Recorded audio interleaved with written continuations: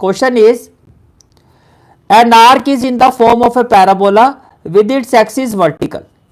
आपको कहा जा रहा है एक आर्क है जो पैराबोलिक शेप में है और जिसके एक्सिस क्या है, वर्टिकल है, विद इट्स एक्सिस वर्टिकल। तो पहले फिगर समझते हैं कैसे बनेगी इसकी। देखो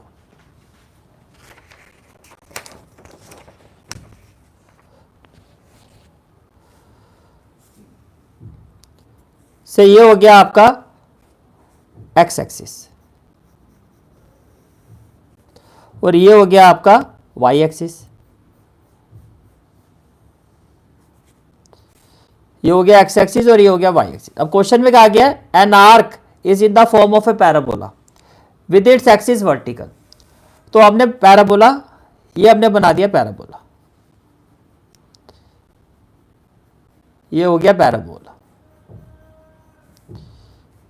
ठीक है, ये हो गया पैराबोला। इसके बाद क्या कहा जा रहा है, the arch is 10 metre high. Arch is 10 metre high. 10 metre high का मतलब एक्सट्रीम पॉइंट से एक्स एक्सिस और इसका जो ये गैप है ये 10 मीटर है, तो ये कितना हो जाएगा 10 मीटर। इसी तरह से ये भी कितना हो जाएगा 10 मीटर, ये भी कितना हो जाएगा 10 मीटर। ये क्लियर हो गया, ठीक है। फिर आपको कहा जा रहा है and 5 metre wide at the base, and 5 metre wide at the base. 5 metre wide at the base का मतलब एक्सट्रीम पॉइंट के बीच में ये जो गैप है, ये जो डिस्टेंस है ये 5 मीटर है। तो with respect to the y axis ये हाफ हाफ हो जाएगा भाई। टोटल 5 है, टोटल ये कितना है 5, टोटल ये कितना है 5 मीटर है। अगर ये टोटल यहां से लेके यहां तक 5 है तो यहां पर क्या हो जाएगा, ये कितना हो जाएगा, ये हो जाएगा 5/2 मीटर, ये कितना हो जाएगा 5/2। इस तरह से ये भी कितना हो जाएगा डिस्टेंस 5/2 मीटर, 5/2 मीटर। ये बात क्लियर होगी, ठीक है। अब आगे क्या कहा जा रहा है आपको कहा जा रहा है how wide is it 2 metre from the vertex of the parabola. How wide is it 2 metre from the vertex of the parabola. इसका मतलब ये हो गया, देखो ये वर्टेक्स है, ये आपका वर्टेक्स पॉइंट है। तो आपको ये कहा जा रहा है अगर आप इस वर्टेक्स पॉइंट से 2 मीटर नीचे आते हो, से ये डिस्टेंस हो गया 2 मीटर, आप इस वर्टेक्स पॉइंट से 2 मीटर नीचे आते हो तो ये जो गैप है ये कितना होगा, ये वाला।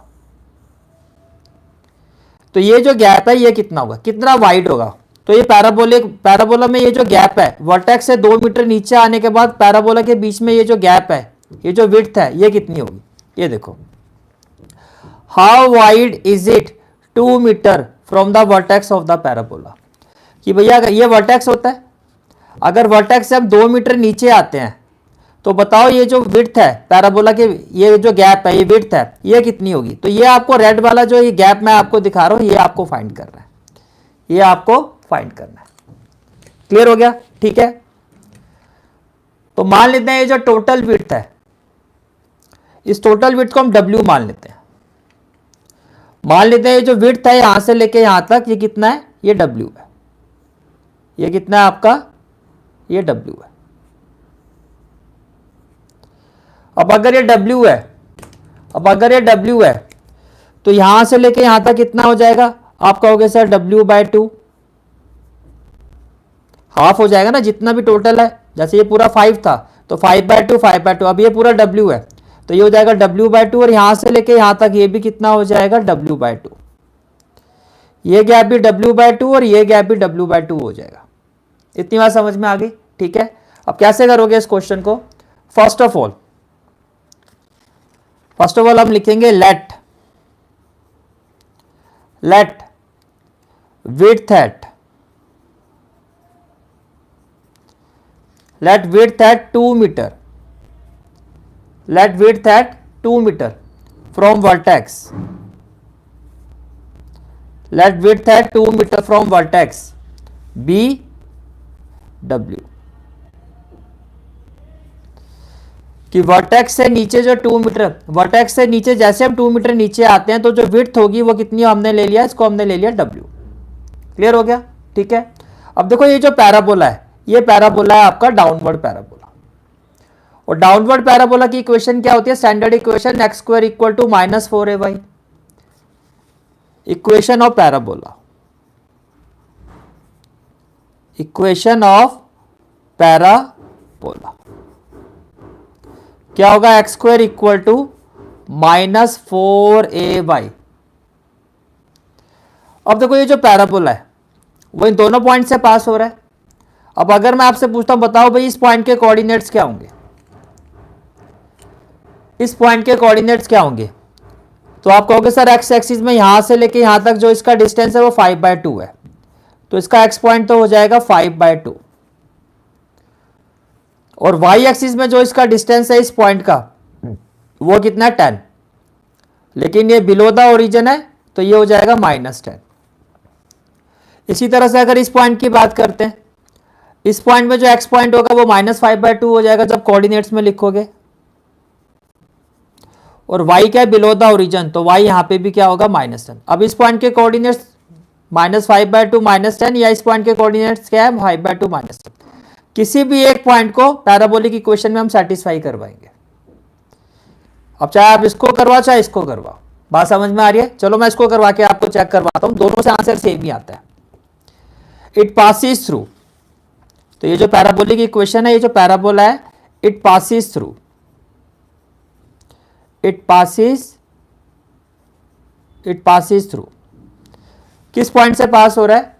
-5/2 -10।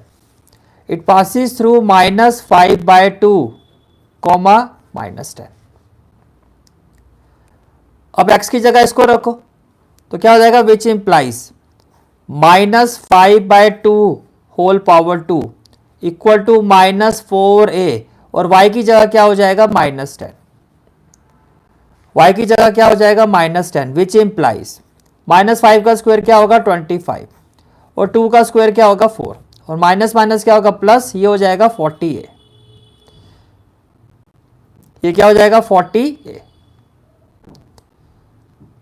क्लियर हो गया? या फिर आप ऐसे भी कर सकते हो, माइनस माइनस प्लस हो जाएगा, ये हो जाएगा 4a इंटू 10। डायरेक्टली हम 4a की वैल्यू फाइंड कर सकते हैं, तो यहां पे 4a, डायरेक्टली 4a की वैल्यू फाइंड कर सकते हो।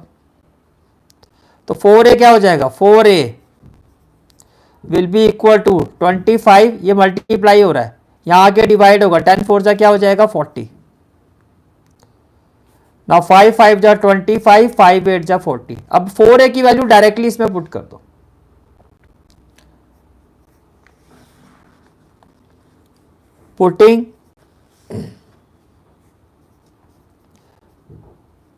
पुटिंग वैल्यू ऑफ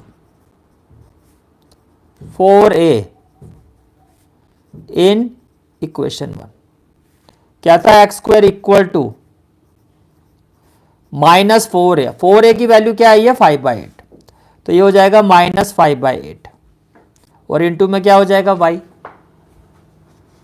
यहां तक क्लियर हो गया? ठीक है, अब इसको आप ले लो इक्वेशन 2।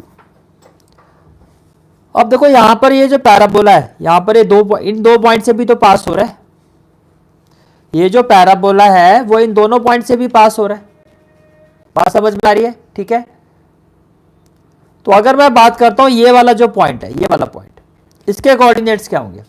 तो देखो एक्स एक्सिस पर तो हो गया w/2, और वाई एक्सिस पर क्या है? -2। तो इस पॉइंट के कोऑर्डिनेट्स क्या होंगे? w/2, -2। इसी तरह से इस पॉइंट के कोऑर्डिनेट्स क्या होंगे? एक्स एक्सिस पर क्या होगा? ये नेगेटिव एक्स एक्सिस है, -w/2, और y एक्सिस पर क्या होगा? -2। अब ये जो पैराबोला है वो इन पॉइंट से भी पास हो रहा है, ये जो पैराबोला है वो इन पॉइंट से भी पास हो रहा है। Is it clear? ठीक है, तो किसी भी एक पॉइंट को हम इसकी इक्वेशन में पुट करेंगे। It passes through w/2, -2। Can I say that it also passes through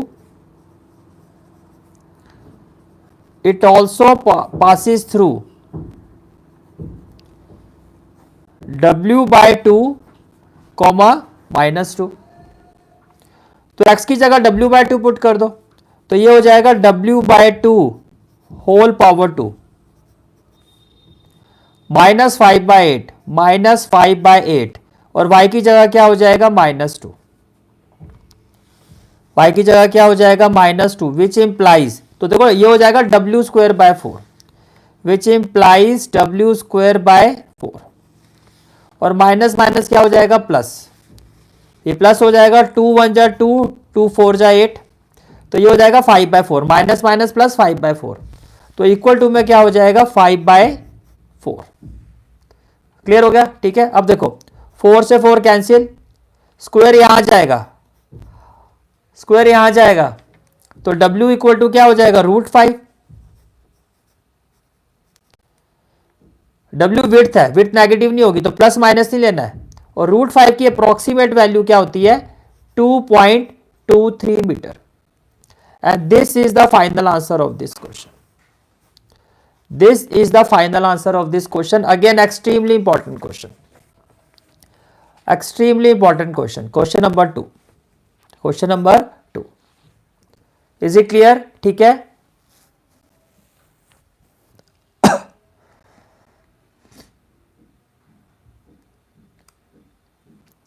चलो जी, तो ये हो गया क्वेश्चन नंबर 2।